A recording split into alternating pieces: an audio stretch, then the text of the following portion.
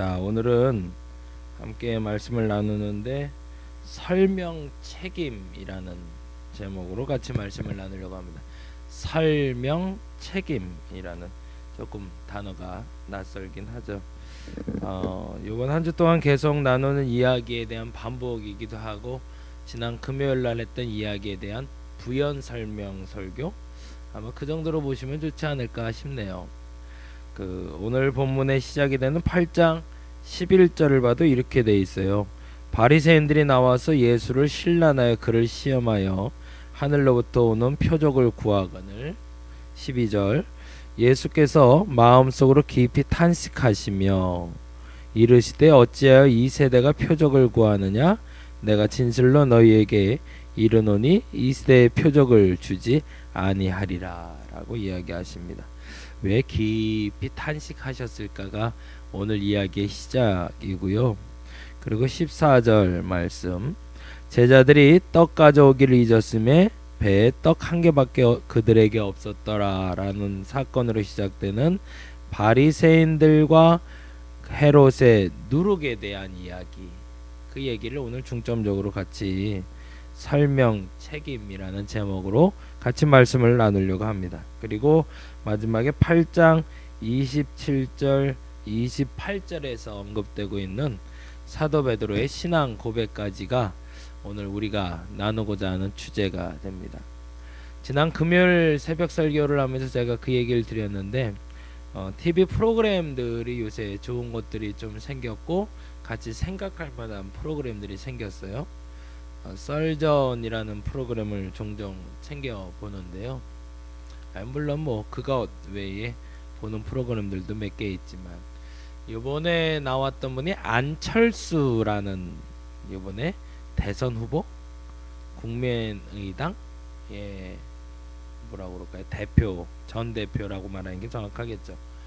안철수 씨가 나와서 이야기를 하는 장면이 나왔는데 거기서 그런 얘기를 했어요. 정치하는 사람, 본인이 한 7년 정도를 정치를 하다 보니까 정치하는 사람들에게는 설명해야 될 책임이 있음을 알게 됐습니다 라고 이야기하더라고요. 그 말이 제가 굉장히 큰 공감이 됐습니다. 그러면서 이렇게 설명을 하세요. 제가 정치를 하다 보니까 사람들이 매스컴에서 나를 달아줄 때나 혹은 사람들이 나를 이야기할 때 그 설명에 대한 방법이 내가 말하는 것이 7가지라면 하나나 혹은 2가지만 그렇게 콕 집어서 이야기해서 마치 내가 이야기하려는 것 아닌 다른 이야기가 와전돼서 퍼질 때가 많더라는 거죠. 정책을 설명할 때는 뭐 마찬가지고 사람을 만나는 장면이나 이런 것들이 가려진 모습들이 많기 때문에 내가 지금 무엇을 하고자 하는지에 대해서 분명하게 내 입을 통해서 말하지 않는 한 사람들에게 그건 이제 뭐 변명하고는 다른 거죠. 그 말을 참 좋은 말로 표현을 한 것 같아요. 변명이 아니라 나는 내 삶에 대해서 내가 가진 가치관에 대해서 내가 가진 것에 대해서 설명해야 되는 책임을 갖고 있다. 그리스도인들에게도 동일한 책임이 있다고 생각이 됩니다. 우리는 예수 그리스도를 아는, 보다 정확히 말하면 예수 그리스도를 쫓아가는 사람들입니다. 근데 어느 순간부터 우리에게는 그 설명에 대한 책임이 있음에도 불구하고 내가 알고 있는 복음에 대해서 내가 알고 있는 예수에 대해서 설명해야 되는 책임을 회피하고 있습니다. 예수의 십자가가 예수 그리스도에 대한 복음이 그분이 나를 구원하셨다는 사건이 과연 나가는 어떤 연관성이 있는지를 그 구원에 대해서 분명하게 내가 설명해내지 못하고 있고 그 설명에 대한 책임을 감당하지 못함으로 어떤 일이 벌어졌냐면 우리가 지금 겪고 있는 그리스도인들에 대한 비판과 비난이 시작되었다는 거죠. 저와 여러분에게 그 설명에 대한 책임을 감당할 수 있는 믿음과 언어적인 능력이 생기기를 간절히 바랍니다. 유대인 랍비들이 그 일을 잘 감당을 했죠. 우리가 잘 아는 대로 랍비들은 말씀에 대한 해석을 하는 사람들이었습니다. 이번에 이스라엘 땅을 잠시 밟고 올 수 있는 시간이 돼서 다녀오면서 그런 생각을 하게 됐어요. 호텔에 가면 호텔에는 그 호텔의 음식을 관여하는 종업원이 있고 주방장이 있고 또 하나 우리나라에는 없는 것이 있는데 그게 바로 랍비랍니다. 그래서 그 얘기를 듣고 참 재밌었는데 레위 법전에 어미의 젖에 새끼의 고기를 같이 삶지 말라라는 레위기의 이 말씀을 빗대서 고기와 유제품이 같이 나오지 않는다는 이야기를 듣고 깜짝 놀랐었어요. 그래서 그들은 저희가 묵었던 식당에서도 저녁에는 고기가 나오면 아침에는 유제품이 나오는, 왜냐하면 섞어 먹으면 안 되니까. 근데 그런 거에 대한 규율을 누가 정하냐면 바로 유대인의 랍비가 정한다는 겁니다. 근데 이유가 있습니다. 그 이유에 대해서 그날 금요일날 봤던 목요일, 정확히는 목요일이 되겠죠. 목요일 저녁에 봤던 그 안철수 씨가 설명 책임에 대한 설명을 하면서 한 가지 팁으로 던진 이야기에 그 답이 달려 있었습니다. 그건 뭐냐면 두 번 다시 실수하지 않기 위해서였습니다. 정치 신인인 안철수 씨가 정책을 발표하고 사람을 만날 때마다 욕을 먹는 일이 발생을 하는 거죠. 모르니까 어떻게 해야 될지 모르고 시작이 된 초년생이니까. 근데 본인은 이 표현을 쓰더라고요. 과거에 자기가 백신 프로그램을 만들 때도 회사가 처음부터 잘 된 건 아니었다고. 근데 처음에 했던 실수가 뭔지를 알고 저는 두 번 다시 실수를 반복하지 않습니다 라는 표현을 통해서 그 사업이 성장했다는 이야기를 하며 정치에도 동일한 적용을 하고 있음을 본인의 의견으로 밝히고 있더라고요. 랍비들 역시도 우리에게 그 법을, 그리고 유대인들에게 그 법을 줬던 이유가 거기에 있었습니다. 실은 하나님께 모세는 10가지의 법을 바꿔오죠. 하나님을 사랑하고 이웃을 사랑하기 위해서 10가지의 10계명을 바꿔오는데 거기엔 613가지의 율법이 붙고, 그리고 성문법은 아니지만 그 법들에 대해서 해석할 수 있는 탈무드라는 법이 붙는데, 그 많은 법들이 생겨난 가장 큰 이유는 아까 말씀드린 대로 실수하지 않기 위해서, 한 번도 실수하지 않기 위해서가 아니라 내가 한 번 한 실수를 반복하지 않기 위해서 그 법이 제정됐다는 겁니다. 그래서 아까 말씀드린 대로 호텔에서 유제품과 고기를 섞어 먹지 말아야 된다는 말처럼 똑같은 죄를 지어서 하나님 앞에 벌 받는 일은 없어야 되지 않겠는가 라는 것이 그 시작점이었다는 겁니다. 근데 문제는 이 법이 와전된 것이 문제인 거죠.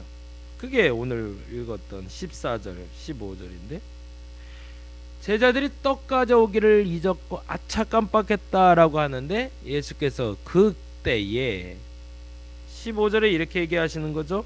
바리새인들의 노력과 헤롯의 노력을 주의하라라고 하니 이크 잘못했구나라고 이야기하며 제자들은 수군거리기를 우리에게 떡이 없어서 예수님한테 들켰다라고 생각했지만, 사실은 예수께서는 이렇게 얘기하는 거죠.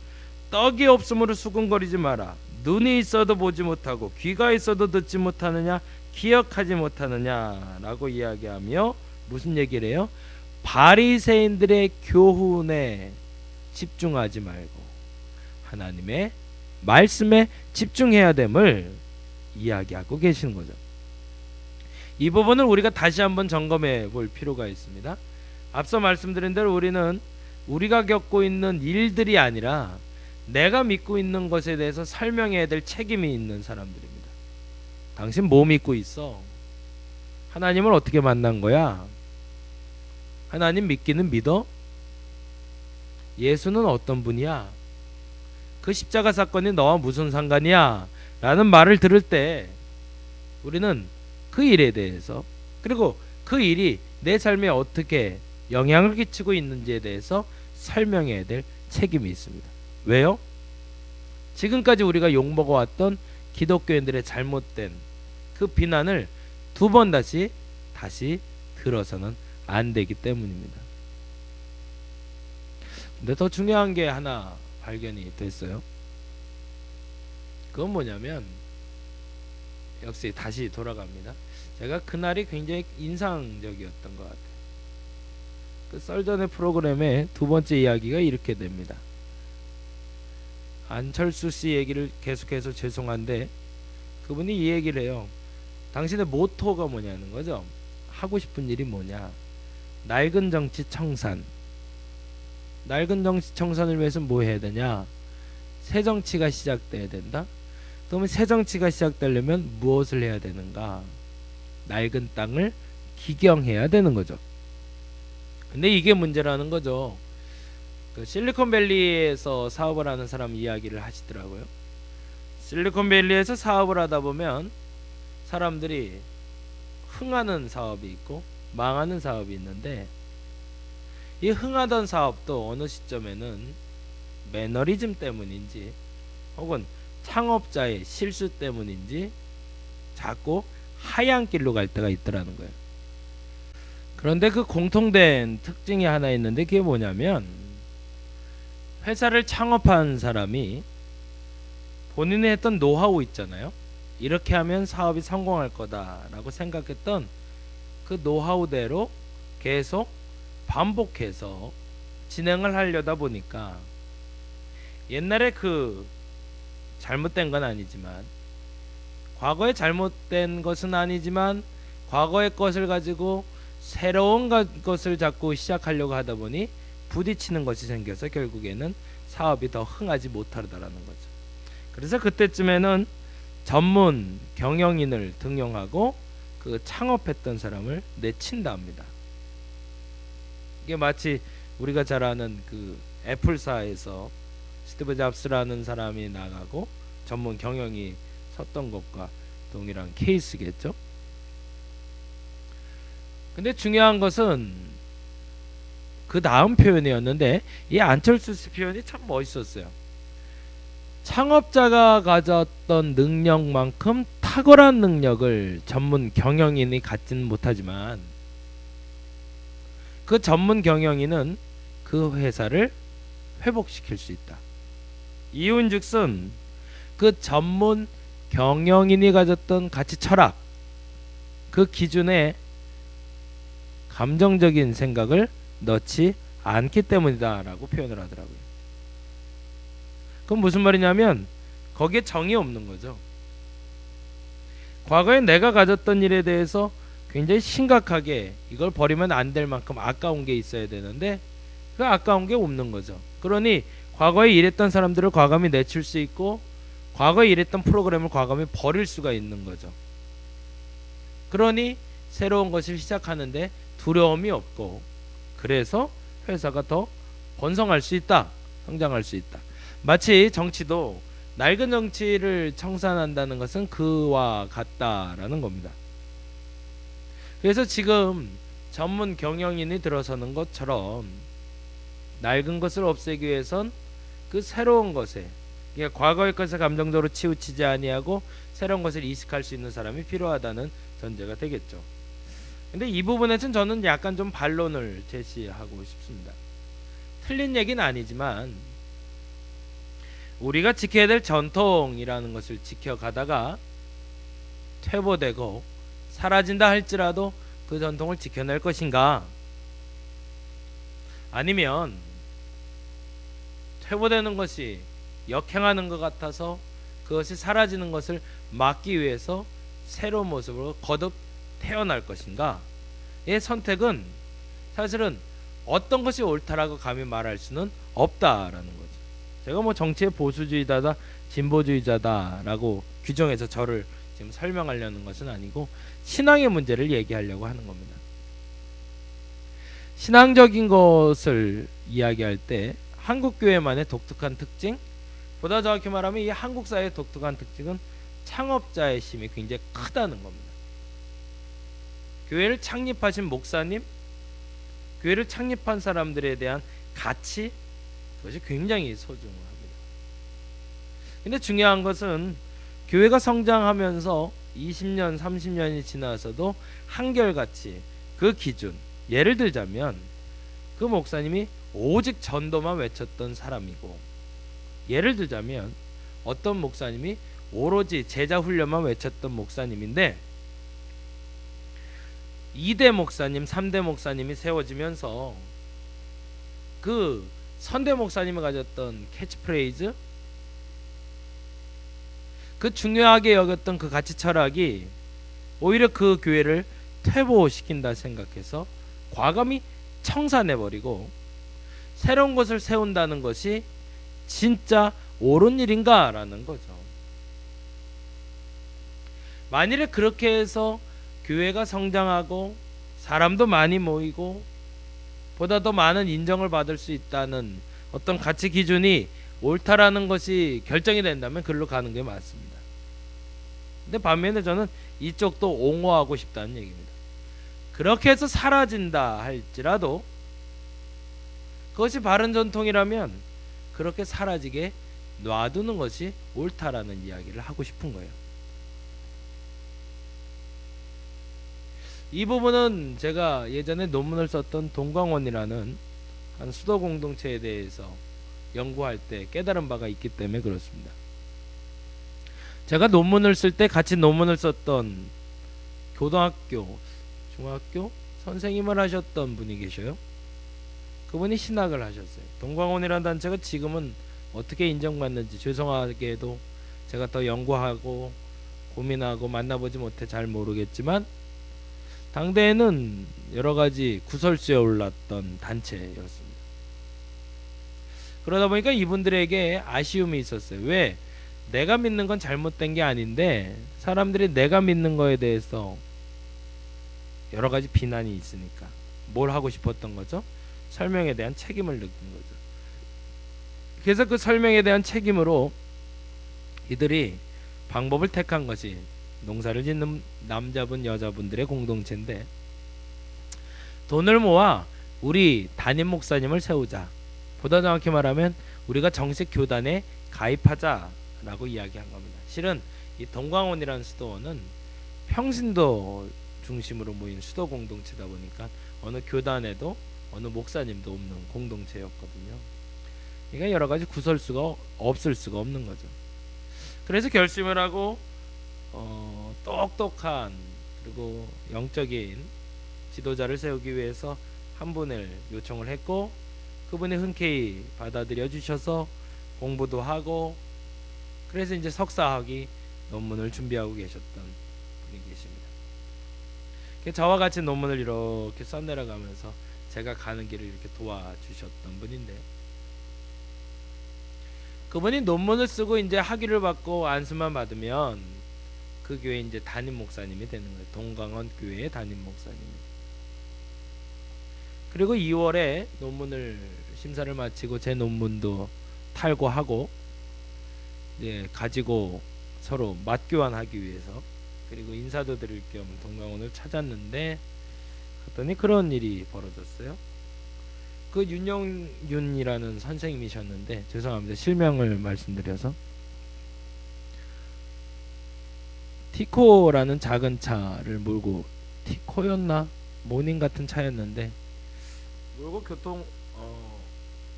고속도로를 나가시다가 교통사고로 바로 돌아가셨어요.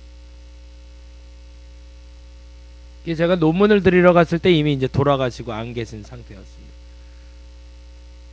그래서 이런저런 얘기를 거기 지도자 되시는 여자분과 나누게 되었는데 그분이 그런 얘기를 하시더라고요. 이것이 하나님의 뜻이라면 그대로 받아들이기로 결정했다고. 인간적인 생각이 그때 스물스물 올라왔던 것 같다고. 남들에게 인정받고 싶고 우리가 바른 공동체라는 걸 말하고 싶어서 목사님을 모시려고 했는데 이것 또한 하나님의 뜻이 아니었나 보더라고. 그래서 우리는 이렇게 결정했노라고. 만일 이렇게 해서 우리 공동체가 쇠퇴하고 사라진다면 그 또한 하나님의 뜻으로 받아들이기로 우리는 결정했노라고. 그 말을 듣고 돌아 나오는데 제 평생의 지침 아닌 지침이 되었습니다. 그건 뭐냐면 제가 교회를 세우고 만들어가는 주체가 아니다라는 거죠. 하나님의 교회는 하나님이 세우시고 하나님이 이끌어 가시고 하나님이 사라지게 하실 수도 있다라는 전제로 가야 된다는 겁니다. 근데 감히 이 하나님의 교회를 나의 교회로 여겨서 어떻게든 보존하려고 좋은 채 시키려고 한다면 그 또한 하나님의 뜻이 아니라는 거죠. 근데 만일에 하나님은 부흥시키기 원하시고 성장시키기 원하시는데 내가 그 발걸음을 따라가지 못한다면 그 또한 죄가 된다는 거죠. 그래서 앞서 말씀드린 대로 안철수 씨의 논리는 자본주의의 논리라면 제가 지금 말하고 싶은 논리는 복음 안에서 하나님의 사람들이 하나님의 교회가 어떤 모습으로 끝까지 살아내야 되는지에 대한 물음을 던지고 있는 겁니다. 그래서 첫째로 우리가 던져야 될 질문은 우리는 우리가 믿고 있는 하나님에 대해서 우리가 알고 있는 예수 그리스도에 대해서 설명해야 될 반드시 책임이 부여되었다는 겁니다. 여러분이 다니고 있는 이 다림목 교회에 대해서 여러분이 설명할 수 있는 책임이 여러분에게 부여되었습니다. 당당하게 설명하시기 바랍니다. 비난받아야 될 것은 비난받을 겁니다. 비판받아야 될 것도 비판받을 겁니다. 그러나 아닌 것은 아닌 거고 맞는 것은 맞는 겁니다. 그것에 대해서 우리는 분명히 우리를 변호하는 것이 아니라 우리의 입장에서가 아니라 하나님의 입장에서 설명할 책임을 갖고 있다는 겁니다. 그리고 또 하나 그 설명에 대한 책임이 필요한 이유는 우리는 여느 지금까지 우리가 알고 있던 잘못된 교회들 원래 시작은 바르게 되었으나 잘못된 길로 가서 실수를 하고 있는 그들의 실수를 또다시 범하고 싶지 않기 때문입니다. 그게 가장 큰 이유가 됩니다. 두 번 다시 반복하지 말자는 겁니다. 똑같은 실수 반복하지 말자. 근데 더 중요한 건 그렇게 해서 오직 지켜나가는 것만 목적은 아니다라는 겁니다. 그렇게 해서 사라질 교회라면 사라지는 것이 마땅하다. 세례 요한이 목배임을 당한 것처럼 그렇게 형장의 이슬로 사라진다 할지라도 그것이 하나님 뜻이라면 우리는 따를 준비를 해야 된다는 겁니다. 그리고 더 중요한 게 있습니다. 그것은 바로 오늘 27절 28절에서 주께서 그의 제자들과 나누는 대화 가운데 담겨 있습니다. 27절 볼까요? 28절 예수와 제자들이 빌립보 가이사랴 여러 마을로 나가실새 길에서 제자들에게 물어 이르시되 사람들이 나를 누구라고 하느냐. 우리가 먼저 이거부터 알아야 됩니다. 우리는 설명에 대한 책임이 있다고 했습니다. 근데 이 설명에 대한 책임을 감당하기 위해선 도대체 사람들이 교회를 뭐라고 말하는지 알아야 됩니다. 사람들이 예수를 누구라 하는지는 우리는 알아야 됩니다. 최소한. 왜요? 그들이 잘못 알고 있으면 알려줘야 되니까. 그들이 바로 알고 있으면 그것을 맞다고 이야기해 줄 수 있어야 되니까. 그래서 사람들이 누구라 생각하는지 우리는 알아볼 필요가 있습니다. 그래서 우리는 사람들을 만나봐야 됩니다. 도대체 네가 믿는 하나님은 뭐냐? 네가 알고 있는 하나님은 뭐냐? 궁금해서이기도 하지만 바르게 알고 있는지, 옳게 말하고 있는지, 아니면 잘못 말하고 있는지. 지금까지 평생을 예수 믿었다고 말했지만 교회도 성장시켰지만 잘못 알고 있을 수도 있기 때문에 그렇습니다. 그래서 사람들에게 무엇이라 말해지고 있는지, 무엇이라 전하고 있는지 그 사람을 만나 들어볼 필요가 있습니다. 근데 중요한 것은 그 다음이죠. 29절 같이 볼까요? 29절에 다음과 같이 이야기하십니다. 또 물으시되 너희는 나를 누구라 하느냐? 베드로가 대답하여 이르되 주는 그리스도 신이이다 하매. 이것이 중요하죠. 첫 번째, 사람들이 교회를 무엇이라 하는지는 우리 알아야 됩니다. 매우 중요합니다. 그런데 더 중요한 것이 있습니다. 나는 예수를 누구라 하는가? 우리는 설명에 대한 책임을 갖고 있습니다. 최근에 만난 목사님 중에 한 분이 저에게 좋은 교훈을 주셨습니다. 여러 목사님들을 좀 요새 만나고 다녀요. 왜요? 아까 말한 것처럼 그분들이 말하는 예수가 누군지를 알고 싶어요. 제가 잘 모르기 때문일 수도 있습니다.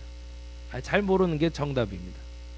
그래서 그에게 배우고자, 그리고 내 영이 살고자 사람들을 만나러 다닙니다. 심지어 권사님들, 집사님들, 새로 믿은 사람들에게도. 그래서 어떤 분을 만나고 되게 서운하기도 하고, 어떤 분을 만나면서 행복하기도 합니다. 왜요? 나하고 맞는 사람은 내가 행복하겠지만 그 사람도 내가 안 맞으면 뭐 어쩔 수 없는 거니까. 그것도 이제는 인정하기로 했습니다. 그래서 두 번 다시 안 볼 수도 있고, 처음엔 그렇게 만났지만 나중에 또 좋아져서 만날 수도 있으니까. 근데 중요한 것은 그들과의 만남 가운데 조금씩 제게는 깨달음이 온다는 감사한 사실입니다. 그리고 어느 목사님을 통해서 아주 중요한 단어를 알게 됐어요. 그 단어는 뭐냐면, 우리의 언어는 존재의 집이라는 하이데거의 말이었습니다. 우리의 언어는 존재의 집이다. 이 말이 굉장히 중요한 말이더라고요. 그래서 그 목사님은 이렇게 설명을 하셨습니다.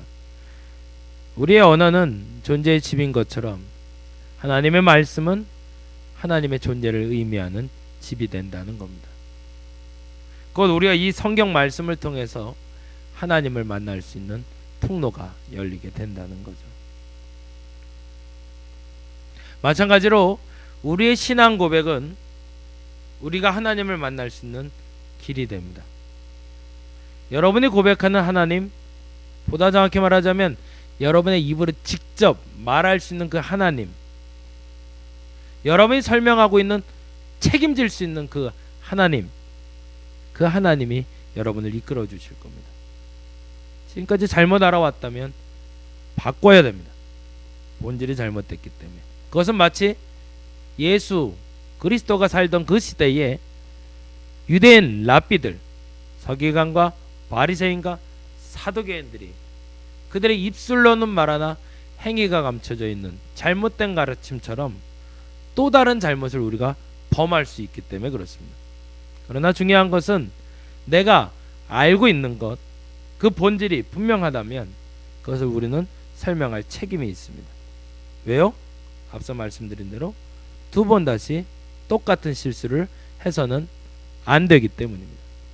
또 하나 너무 중요한 것은, 그럼에도 불구하고 두 번 다시 실수하진 않았지만 하나님이 지워 버리고자 하는 역사라면 그 역사에 동참할 수 있어야 됩니다. 더 중요한 것은 하나님이 성장시키고자 원하신다면 그 또한 나는 동참할 수 있어야 된다는 겁니다. 이번 한 주 동안 저와 여러분의 질문이 되기를 간절히 바랍니다. 우리는 설명해야 될 책임이 있는 사람입니다. 이유는 두 번 다시 동일한 실수를 하지 말아야 되기 때문입니다. 더 중요한 것은 그것을 지켜서 하나님의 뜻을 성취하기 위해서입니다. 그 하나님의 뜻은 저와 여러분이 사라지는 일일 수도 있고 세워지는 일일 수도 있습니다. 그럼에도 불구하고 그것이 분명한 하나님의 뜻이라면 그 일이 이루어질 수 있도록 끝까지 여러분의 책임을 다할 수 있기를 간절히 바랍니다. 기도하겠습니다. 하나님, 우리에게는 설명해야 될 책임이 있습니다. 두 번 다시 실수해서는 안 되기 때문입니다. 똑같은 실수를 범해서 똑같은 비난을 받는 그리스도인, 똑같은 비난을 받는 교회가 되지 말게 하여 주옵소서. 또 하나 너무 중요한 질문을 하나님께 던집니다. 그러다가 사라지더라도 형장의 이슬에 사라진 세례 요한처럼, 십자가에 달려 죽었던 베드로처럼, 그렇게 순교당했던 바울처럼 사라진다 할지라도 그것이 옳다면 그것을 지켜낼 수 있는 사람이 우리가 되게 하시고, 만일 그로 말미암아 하나님이 누리게 하신다면 그 또한 누릴 수 있는 우리가 되게 하여 주옵소서. 다시 시작합니다. 분명한 설명에 대한 책임을 갖게 하시고, 그 책임을 감당함으로 말미암아 하나님의 일을 이루어가는 우리가 되게 하여 주옵소서. 감사합니다. 고마우신 예수님 이름으로 기도드렸습니다.